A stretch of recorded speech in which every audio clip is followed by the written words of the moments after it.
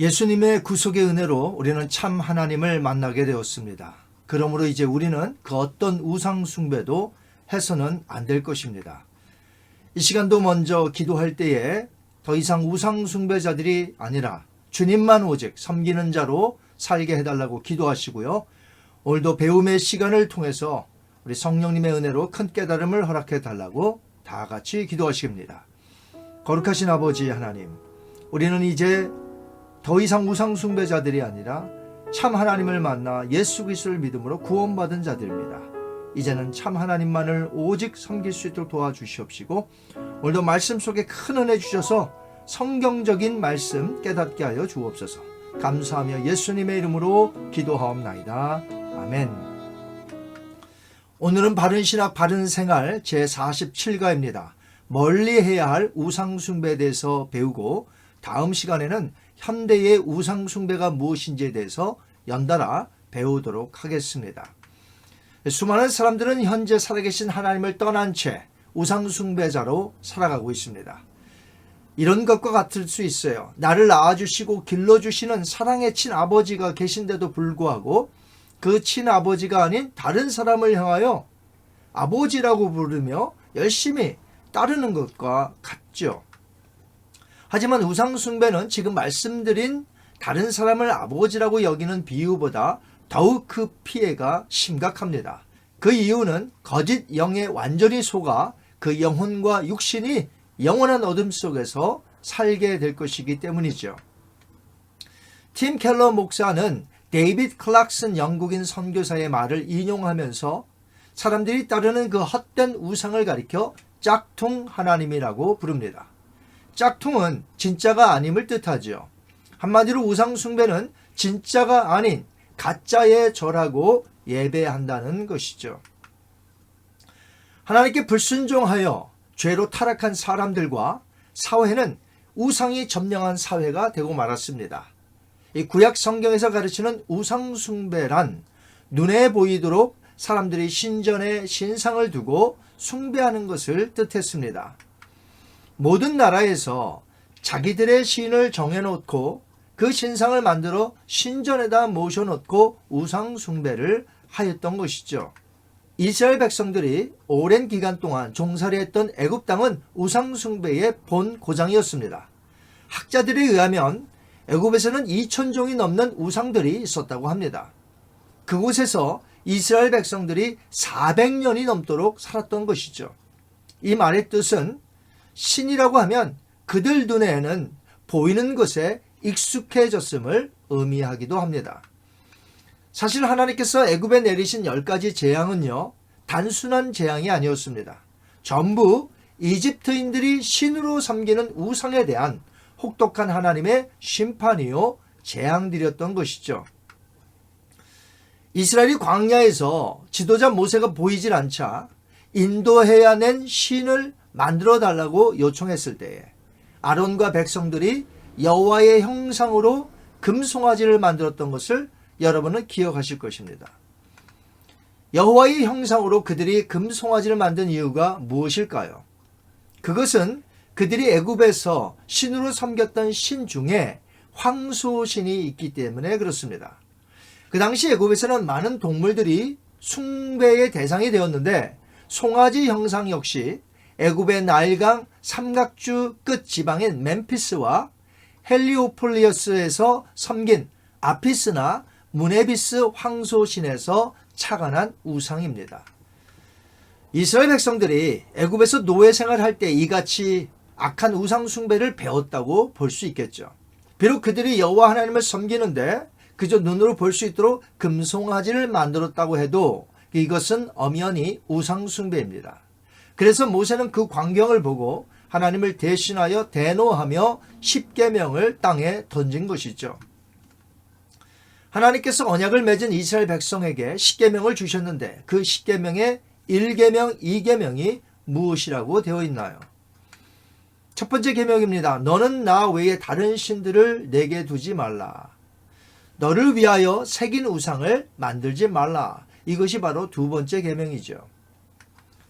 그런데 이 십계명을 받고 내려오는데 그 계명에서 가장 중요한 1계명과 2계명을 그들이 금송아지를 만들면서 시작부터 그 계명이 깨져버린 것입니다. 그래서 모세는 십계명 돌비를 던져서 깨트린 것입니다. 하나님의 명령대로 다시금 돌비를 만들어 시내산으로 올라갑니다. 이제 그들은 광야에서 약속의 땅인 가나안으로 들어가야 할 하나님의 백성들이었죠.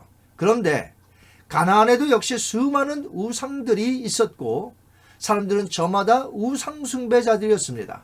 그래서 모세는 들어가서 살 가나안 땅에서 가나안 사람을 조심하라고 경고했던 것입니다. 신명기 7장 4절 보겠습니다. 그는 가나안 여인들을 뜻합니다. 그가 너의 아들들을 유혹하여 그가 여호와를 떠나고 다른 신들을 섬기게 하므로. 신명기 7장 25절 말씀입니다. 너는 그들이 가나안 사람들을 이해합니다. 조각한 신상을 불사르고 그것에 입힌 은이나 금을 탐하지 말며 취하지 말라. 이 가나안 사람들이 농경을 하면서 주신으로 섬기는 것은 바알 신이었습니다. 원래 부부신인데 바알과 아세라를 같이 섬겼던 것이죠. 폭풍의 신으로 비, 바람, 번개를 내림으로 이 땅에는 번영과 풍요, 다산을 가져다 주는 신으로 그들은 음란하게 숭배하며 섬겼던 것입니다. 모세는 약속의 땅인 가나안에 들어가서 하나님만을 섬겨야지 만약 이스라엘 백성이 그들의 바알 우상을 섬기거나 혹 어떤 형상이든지 우상을 만들어 숭배를 하게 되면 그들을 하나님께서 진멸하실 것이라고 가르쳤습니다. 신명기 4장 25절 26절 말씀 보겠습니다.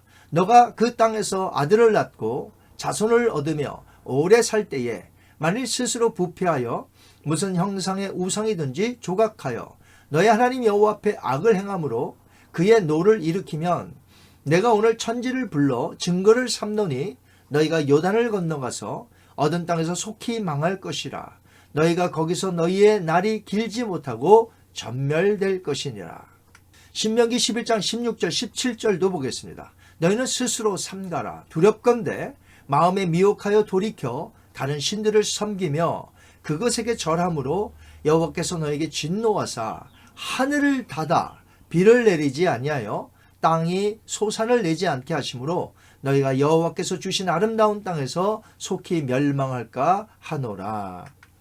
그들이 가나안에 들어가서 해야 할 일은 무엇보다도 눈에 보이는 헛된 우상을 없애야 하는 일들이었습니다. 신명기 12장 2절과 3절 보겠습니다.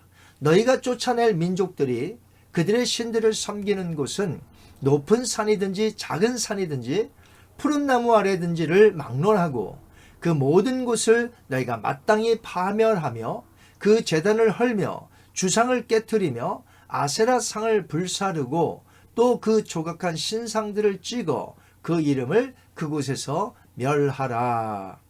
그들이 맨 처음에는 여호수아의 지도하에 우상들을 깨트렸습니다. 하지만 여호수아가 죽은 후에 시간이 지나자 점차 그들은 가나안 땅에서 우상 숭배를 계속하였던 것이죠. 그 내용이 사사시대의 내용이요 남조와 북조로 나누어져서 계속된 우상 숭배로 끝내 아수르와 바벨론에 각각 멸망당한 것입니다. 이것은 꼭 구약시대뿐 아니라 성경이 쓰여질 신약시대도 마찬가지였습니다.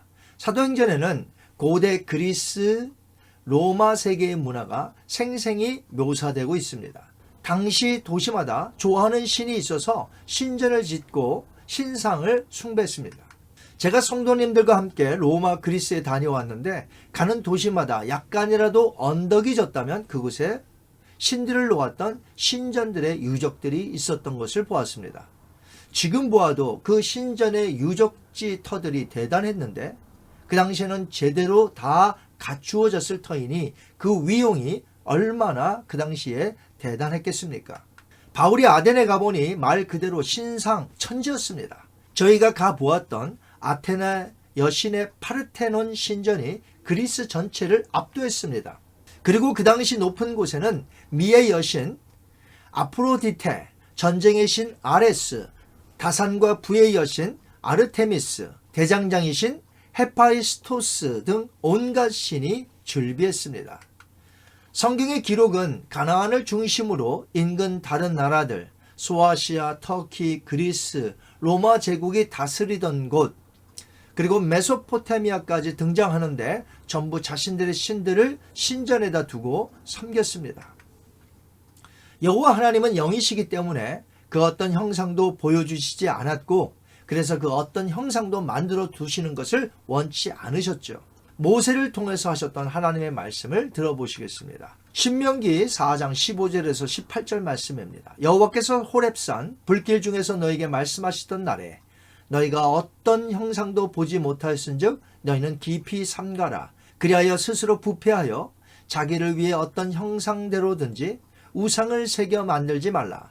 남자의 형상이든지 여자의 형상이든지 땅 위에 있는 어떤 짐승의 형상이든지 하늘을 나는 날개를 가진 어떤 새의 형상이든지 만들지 말라. 우상이 헛된 이유를 시편 115편 저자는 이렇게 고백을 했습니다.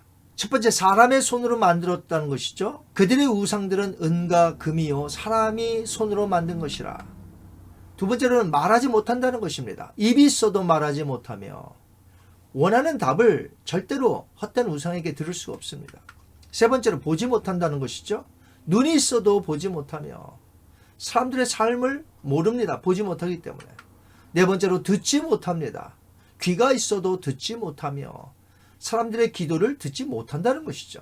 기도가 헛되다는 것이죠. 다섯 번째, 냄새도 맡지 못합니다. 코가 있어도 냄새도 맡지 못하며 만지지도 못합니다. 손이 있어도 만지지 못하며, 즉 도와주지 못한다는 것이죠. 일곱 번째, 걷지 못합니다. 발이 있어도 걷지 못하며 사람들에게 가까이 나올 수 없다는 거죠. 헛된 우상이기 때문에. 여덟 번째, 목구멍이 있어도 소리를 못 낸다고 합니다. 목구멍이 있어도 작은 소리조차 내지 못하느니라. 시편 115편. 계속해서 시편 115편을 통해서 우리가 배울 수 있습니다.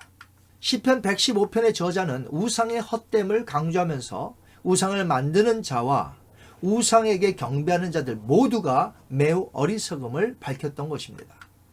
시편 115편 8절입니다. 우상들을 만드는 자들과 그것들을 의지하는 자들이 다 그와 같으리로다. 시편 115편의 저자가 말하고자 하는 것은 이것입니다. 살아계신 주님을 만나면 우상의 헛됨을 분명하게 알게 된다는 사실입니다. 만약 예수님을 믿는다고 하는데도 하나님께서 내 기도에 응답이 없고 나를 만나 주시지도 않은 것 같다면 혹 내가 현재 우상 숭배하고 있지 않은지 돌아보아야 할 것입니다. 하나님께서 이렇게 말씀하셨기 때문입니다. 신명기 31장 18절 말씀. 또 그들이 돌이켜 다른 신들을 따르는 모든 악행으로 말미암아 내가 그때에 반드시 내 얼굴을 숨기리라. 우상 숭배가 이루어진다면 하나님은 그의 얼굴을 먼저 숨기시고 그 다음에는 진노하셔서 심판을 하시게 됩니다. 우상 숭배는 꼭 눈에 보이도록 형상을 만들어 놓고 숭배하는 것만은 아닙니다. 하늘의 태양이나 달, 별, 산, 나무 등을 보고 신으로 섬기는 자들 역시 우상 숭배자들입니다. 그렇다면 그런 것들만 우상이 될 수 있을까요? 더 포괄적이고 범위가 넓습니다. 오늘날의 우상 숭배는 무엇일까요? 현대의 우상 숭배는 더 심각합니다. 현대의 우상 숭배에 대해서는 다음번에 저희들이 배우도록 하겠습니다. 이 시간 한번 기도합니다. 거룩하신 아버지 하나님, 저희들이 참 하나님을 만나게 해주심을 감사합니다. 살아계신 하나님을 만나니 그 외의 모든 것들이 다 헛된 우상이며 헛된 거짓이라는 것을 우리가 배우게 됩니다. 아직도 수많은 사람들이 헛된 우상을 만들고 그것에서 절하고 있습니다. 아버지 하나님, 속히 저들 가운데도 임하셔서 참된 하나님 예수 그리스도를 만나 구원받는 역사가 우리의 전도를 통해 나타날 수 있도록 도와주시옵소서. 살아계신 하나님을 높이 찬양하며 예수님의 이름으로 기도하옵나이다. 아멘. 다음 시간에는 말씀드린 대로 현대의 우상 숭배에 대해서 배우도록 하겠습니다. 한 주간도 여러분 승리하시기 바랍니다.